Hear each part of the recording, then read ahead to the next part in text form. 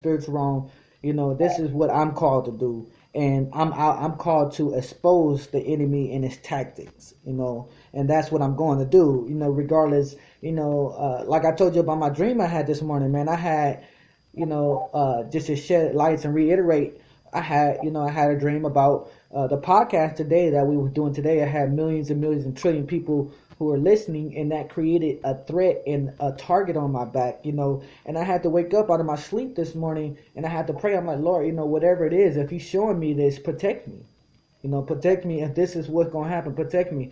But, I'm willing to do it regardless, and I'm excited for it, like I said, because I'd rather not cower out of the situation, regardless of the threats, regardless of regardless, because our brothers and sisters need to be aware. Exactly. Exactly. You're 100% right. Only way we're going to wear them is when we do things that we're doing now. And that's why we're going to continue to do what we're doing. There's no stopping. There's no stopping. There's no stopping. I've said this plenty of times. I'm going to die for my brother. Exactly. I go to jail for my brother. Exactly. And my brother. But see, you don't got to do the same thing for me, because at the end of the day, if I fall, I need somebody to come back up. Exactly. And man, you now you go deeper. See, and that's why I like talking with brothers like you, because you gotta understand your love, man. Okay, let's break this down real fast. When God had first started His new covenant, it was His love and mercy, man, that started the covenant. And see that He says, His biggest blessing we can do for each other is love one another, love our neighbors, love each other. But see, the identity of love is Jesus Christ for one. But what we identify what love is way different. And see, when it comes down to love, like, will you be willing to do what God had done for us, as far as your brothers? And why would I not do what I'm called to do? Yeah. Whatever God calls me to do, that's what I'm gonna do. Yes. I got Hennessy Angel asked another question. She says, that's right. Would you discourage people to bear arms while protesting marching? Will I discourage people from bearing arms while protesting and marching? Right. Would you? Now, yeah. I got this thing, well, not this thing, but what I was always told. Start none, won't be none. Ha! Come on now. If they don't start none, it won't be none. I was taught, man. I like that. If there won't be none, then we don't need none. Huh. And that's just what it is.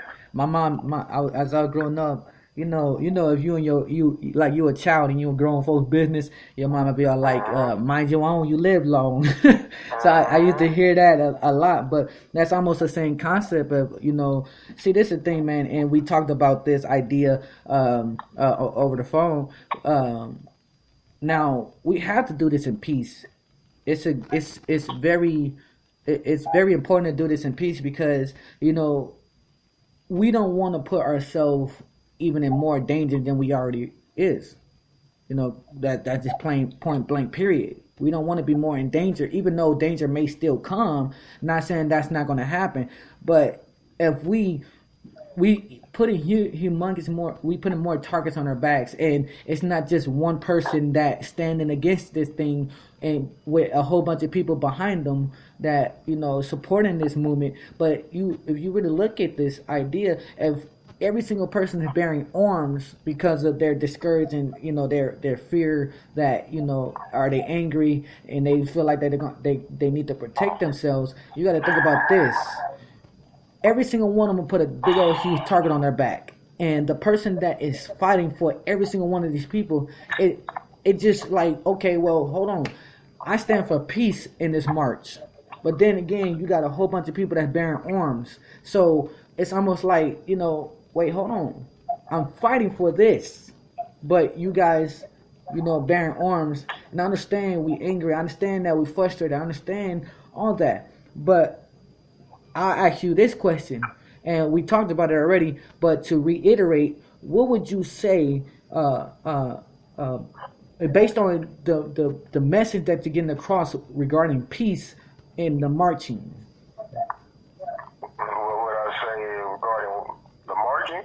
Yeah, well, pretty much to kind of really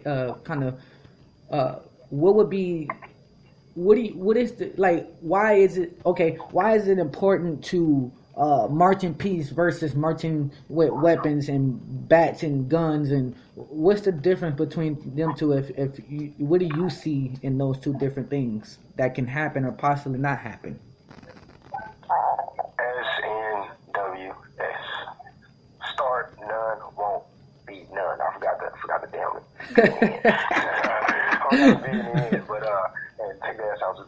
But start none, won't be none. Right. So look at it this way: if we decide we want to go out, we want to march, we want to have these guns and do all this, we want to bandana our face up where you can only see our eyes, we want to do all of this stuff.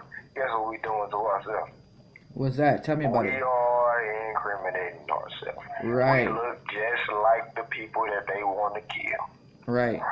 If we look just like the people they want to kill, guess what they gonna do?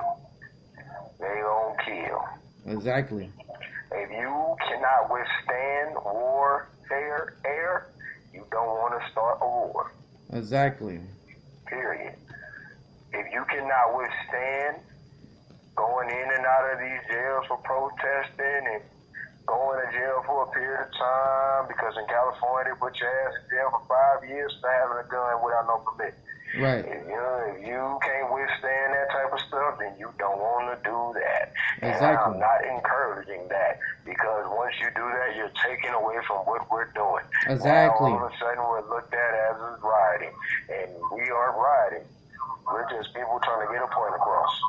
Exactly, and that's definitely important, man. To and that's why, like I said, a lot of the questions that I might bring up may be questions that we may have talked about already. Because then again, we did have a conversation prior to this podcast, but like I said, this information definitely shed a light on understanding what your message that you're coming across with, and I feel like it's important. Now, one of the questions that I asked yesterday that I want to bring up and reiterate, I see this thing that's happening now, that you got this idea of, if you kind of will with me, you got this idea where people say Black Lives Matter, and then you got versus All Lives Matter. It's the idea of it, not saying we're versus each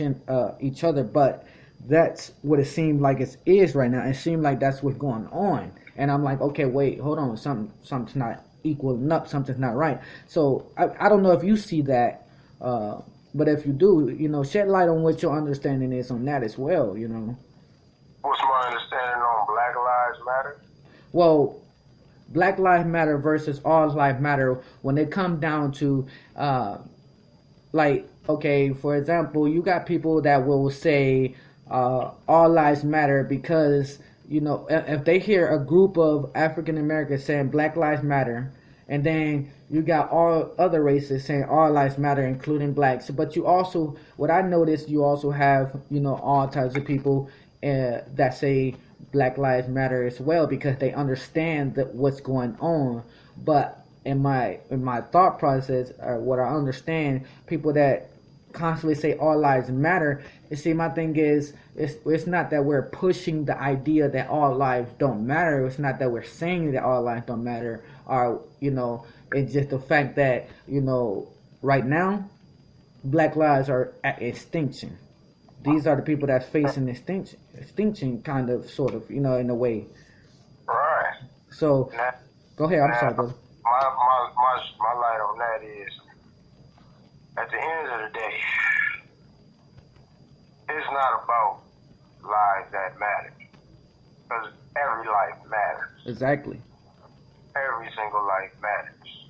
Right. I'm not going to sit here and say that a specific life matters over another life.